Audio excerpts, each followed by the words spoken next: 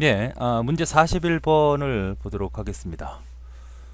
문제 41번은 이제 캐싱에 관련된 내용과 원격 서비스에 관련된 내용이죠. 캐시라고 하는 개념도 충분히 알고 있어야 되고요. 이 원격 서비스라고 하는 건 이제 인터넷을 사용하는 환경이죠. 물론 이제 인터넷을 사용하지 않더라도 원격적인 내 컴퓨터에 어떤 특별한 자료를 내 컴퓨터로 가져올 때, 그러니까 여러분이 생각할 때는 그냥 인터넷 홈페이지에 접속을 해서 그 화면을 내 컴퓨터로 가져올 때의 서비스라고 생각하시면 편하겠습니다. 자, 그러면 우리는 일단 캐시의 개념을 좀 더 이해를 하셔야 되겠어요. 캐시가 어떤 내용인지를 먼저 파악을 하고 그 다음 생각을 해보도록 하겠습니다. 자, 지금 여기 화면에 보이는 것이 CPU죠. 그 다음에 이게 주기억 장치입니다. 주기억 장치에 있는 이런 명령어 코드들이 있는 겁니다. 이거를 CPU로 가져와야만, CPU 어디? 고속 레지스터로 가져와야만 CPU가 처리가 되는 거예요. 그래서 주기억 장치 하나하나에 있는 블록들의 명령어를 가져와서 처리해 주는 것인데, 문제는 이쪽으로 갖다 주는 속도가 떨어지는 거고 여기가 굉장히 빠르다는 얘기입니다. 그래서 여기서 가져다가 내가 여기서 100번을 처리할 수 있는데 여기는 한 번씩 갖다 준다 그러면 너무 속도 차이가 나는 거죠. 얘는 100개의 명령어를 처리할 수 있다고 합시다. 지금 여긴 하나, 둘, 셋, 넷, 다섯, 여섯, 일곱, 여덟 개잖아요. 너무 많으니까 한 번에 10개를 처리한다고 합시다. 그런데 얘는 갖다 주는 게 한 개밖에 갖다 주지 못해요. 그럼 너무 속도 처리가 나는 거죠. 속도 차이가. 나는 한 번에 10개를 처리할 수 있어. 너는 왜 하나씩 갖다 주는 거야? 급한데. 이 차이가 바로 캐시를 만들게 된 배경이죠. 속도 차이가 나는 겁니다. 그래서 어떻게 고민을 해보냐면 중간에 캐시 기억 장치라는 장치를 둬서 여기 있는 명령어를 처음에 가져올 때는 가져와야겠죠. 그리고 여기다가 임시 보관을 해 놓습니다. 그리고 다시 그 명령을 사용하려고 할 때 여기 있으면 일로 갖다 쓰는 게 좋잖아. 물론 이 캐시 기억 장치는 주기억 장치보다 빠릅니다. 그런데 비싸죠. 그러니까 크기를 크게 둘 수는 없어요. 그러니까 주기억 장치 크기가 더 클 수밖에 없는 겁니다. 그래서 처음에는 이 add라고 하는, 쉽게 말하면 이거는 a 플러스 b라고 하는 명령을 작업 레벨로 표현한 거예요. 이 레지스터에서 이 두 개의 명령을 수행하기 위해서 가져와야 되는데 처음에는 가야 됩니다. 그리고 집어넣죠. 그리고 이것도 갖다 씁니다. 그렇죠? 또 다른 명령을 갖다 쓰겠죠? 그럼 또 여기다 갖다 놓고 또 씁니다. 그러다가 내가 또 그 명령이 필요해요. 그럼 또 갖다가 또 갖다 놓을 필요는 없잖아. 여기 있으니까 그만큼 속도 개선이 된다는 그런 의미가 우리가 원하는 캐시가 되는 거고요. 인터넷 원격 접속에서는 이런 개념이죠. 이게 어떤 여러분이 생각할 수 있는 어떤 사이트의 네이버점이라고 봅시다. 여러분이 가장 많이 쓰는 포털이죠. 그래서 인터넷을 통해서 여러분 컴퓨터에 어떤 데이터를 가져온다고 합시다. 그러니까 여러분이 접속을 한다는 건 이제 네이버에 접속을 했다는 거죠. 그러면 그 자료를 가져올 거 아니야, 그죠? 가져오는데 보통 내 컴퓨터에다가도 그런 기능, 아니면 여기 중간에 이 네트워크를 통제하는 그 컴퓨터에다가 캐시 기능을 집어넣어요.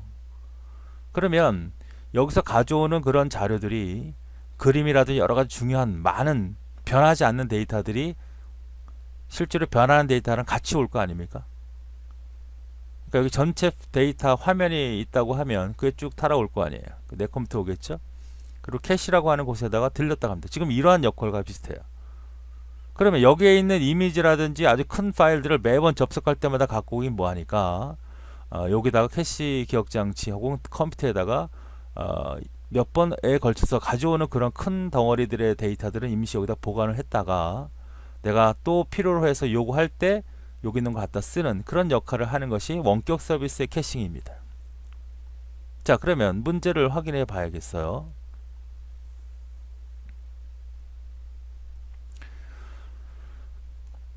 자, 많은 원격 접속들은 캐싱을 사용할 때 지역 캐시에 의해서 효율적으로 사용될 수 있다. 그러니까 원격 접속들은 그러니까 홈페이지를 여러 가지 네이버라든지 여러 가지 홈페이지 포털을 접속할 때 이 캐싱을 사용할 경우에 지역 캐시라고 하는 것은 여러분이 컴퓨터, 여러분 네트워크 안에 속해 있는 캐시 컴퓨터가 될 수도 있고, 캐시 역할을 하는 컴퓨터가 될 수도 있고, 내 컴퓨터에 캐시 역할을 하는 컴퓨터도 있을 수 있어요. 이걸 사용함으로써 우리는 효율을 높이고자 하는 거죠. 왜? 가져올 수 있는 전체 문서를 매번 갖고 온다는 거는 부담이 되니까 변하지 않는 덩어리가 큰 것들은 캐시에 갖다 놓고 다음에 이건 안 갖고 와도 된다는 얘기죠. 그래서 이 캐시라고 하는 것이 원격 서비스 할 때 요즘에는 이제 보안상의 문제가 많이 되죠. 왜냐하면 내 컴퓨터에 외부 공격자가 들어왔을 때 이 캐시의 정보를 보고 얘가 지금 어디 접속을 주로 하는구나 이런 것들이 노출될 수 있다는 얘기입니다. 캐시의 일관성 문제가 나오는데요. 일관성이라는 것도 같은 의미입니다. 여기서 들어온 자료가 있고 내 컴퓨터가 있다면 여기서 들어온 자료가 항상 똑같은 형태로 돼야 된다는 얘기죠. 앞에 내용을 다시 한번 가볼까요? 지금 여기서 볼 때도 마찬가지입니다. 지금 여기에 있는 프로그램과 여기 있는 프로그램과 이 프로그램은 서로 명령 코드는 같죠. 이것이 이제 데이터로 가정을 해보자고. 데이터. 그럼 여기 있는 내용하고 여기다 갖다 놓고 여기다 갖다 쓸 거 아닙니까? 그렇죠. 그럼 이 내용하고 항상 어떻게 돼야 돼요? 같아야 되죠. 여기서 변했는데 여기가 변하지 않는다면 우리는 일관성 문제가 생기는 겁니다. 그러니까 결국 얘는 없어지는 거잖아요. 그리고 이 중간 역할을 하는 거 아닙니까? 그럼 여기 있는 데이터와 여기 있는 데이터는 반드시 일치가 돼야 되잖아요. 올라갔다 써야 되는 거니까. 혹시 변화가 됐다 그러면 이 변화가 여기에 적용이 돼야 됩니다. 그러니까 얘하고 얘하고는 데이터나 프로그램은 항상 변하지 않는 상태로 유지가 돼야 되는데 이 캐시 문제를 가져옴으로써 여기 한 번에 더 그 역할을 하게 됨으로써 이 일관성을 지키기가 상당히 어렵다. 그래서 일관성 문제에서 항상 고민이 되는 그런 내용이라고 보시면 되겠어요. 그래서 캐시를 얘기할 때는 항상 그 일관성을 무시할 수는 없습니다. 가장 중요한 문제라는 걸 반드시 기억해 두시기 바랍니다.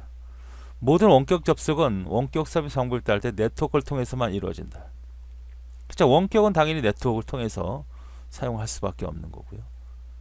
캐시의 일관성 문제는 쓰기 빈도가 많은 접근 형태의 캐싱이 유리하다. 그러니까 쓰기 빈도가 많다는 얘기는 그만큼 캐싱이 많이 일어난다는 얘기고, 캐싱이 많이 일어난다는 건 그만큼 일관성, 달라질 수 있는 경우가 많다는 얘기니까 우수할 수 없다는 얘기입니다.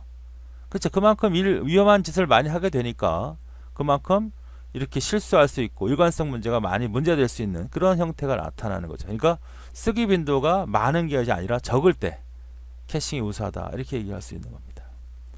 자, 그래서 이 문제의 답은 몇 번이죠?